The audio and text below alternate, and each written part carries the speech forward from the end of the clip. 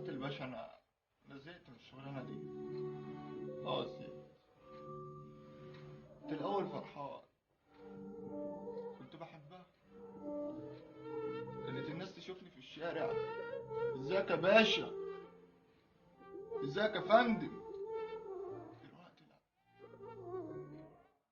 الناس بتخاف مني، مع إن أنا ما بخوفش يا باشا، ما بخوفش.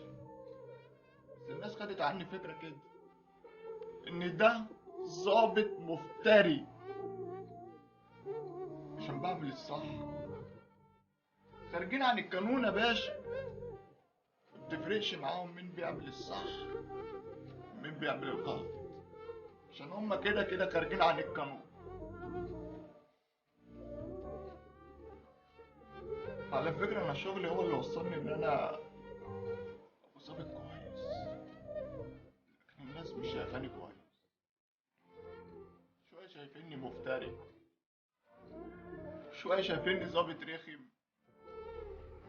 شوية شايفيني مش فاهم في أي حاجة، شوية مستغلبيني، يقولوا كلها كام يوم وياخد له طلقة ويتقال عليه شهيد.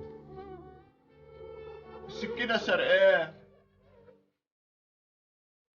يا باشا، السكينة سرقاه. عربية تاكله، يخرب بيته، يخرب بيت اللي جابوه. مش فاهمين ان انا بعمل شغلي، هما فاهمين حاجة واحدة بس، ان ده ظابط مفتري. ميعرفوش ان ده شغل ولازم يتعمل، بينا او بغيرنا هيتعمل،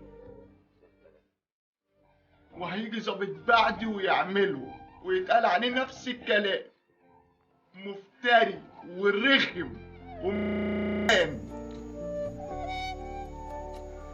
ليه انا يتكتب في الدوسيه بتاعي مفتري؟ عشان دكتور